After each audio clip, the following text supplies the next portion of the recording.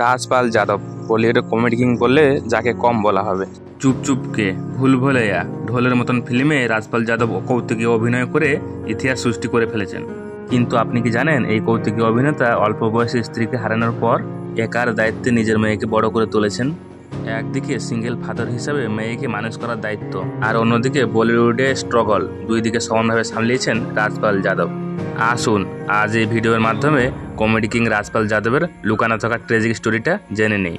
রাজপাল যাদব 1971 সাল 16 মার্চ উত্তরপ্রদেশে কুন্দ্রা নামে একটা ছোট্ট জায়গায় জন্মেছিলেন।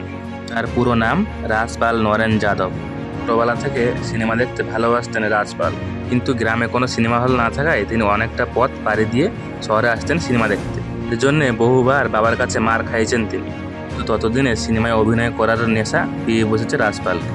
রাজপাল যাদবের যখন 21 বছর বয়স, সেই সময় করুণা নামের মেয়ের সাথে আলাপ হয়। তার আলাপক্রমে প্রেমে পরিণত হয়।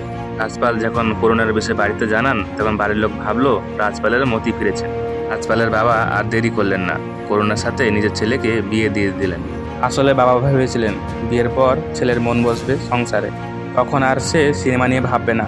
কিন্তু ভাগ্য অন্য কিছু লিখেছিল রাজপালের। এরপর বছর ঘুরতে না ঘুরতে গর্ভবতী হন করুণা। সন্তান জন্ম দেওয়ার সময় শারীরিক জটিলতা সৃষ্টি হয় করুণার। তারপরেও কন্যা সন্তানের জন্ম দেন তিনি। তারপরে সন্তান প্রসব করার পরে মৃত্যু হয় করুণার। সদ্যজাত কন্যা সন্তানকে কোলে নিয়ে মাত্র 22 বছরে স্ত্রীর ক্রিয়াকার্য সম্পূর্ণ করেছিলেন রাজপাল যাদব। অন্য কেউ হলে হয়তো দ্বিতীয়বার বিয়ে করার কথা ভাবতেন, কিন্তু রাজপাল ঠিক করলেন তিনি আর বিয়ে করবেন না, একা হাতে মেয়েকে মানুষ করবেন। প্রথম মেয়ের নাম রাখছিলেন জ্যোতি। এই সময় আবার ফিল্মকে আঁকড়ে ধরে বাঁচতে চাইছিলেন রাজপাল। ফিল্মে আসার আগে দূরদর্শনে একটা বিখ্যাত সিরিয়ালে চান্স পান রাজপাল যাদব। এই সিরিয়ালের নাম হলো মুঙ্গেরে কি ভাই নারাঙ্গিলাল। এই সময় রামগোপাল বর্মার নজরে পড়েন তিনি। একজন কুলির চরিত্রে বড় পর্দায় অভিনয় করার জন্য সুযোগ পান। এই ফিল্মের নাম হলো সুল, যেটি ডায়লগ লিখেছিলেন আর এক দিগ্গজ ফিল্ম মেকার অনুরাগ কাশ্যপ। এরপর আর পিছনে ফিরে তাকাতে হয়নি রাজপালকে। জঙ্গল, চাঁদিনীবার, তুমকো না ভুল পায়েঙ্গে, কোম্পানির মতন ফিল্মে রাজপালের অভিনয়ে নজর কাটতে লাগলো দর্শকদের। অল্প কয়েকদিনের মধ্যে দর্শকের মনে জায়গা করে নেন রাজপাল। তবে এত ব্যস্ততার মধ্যে রাজপাল যাদব মেয়ের প্রতি কোনো কর্তব্যতে খামতি রাখেনি।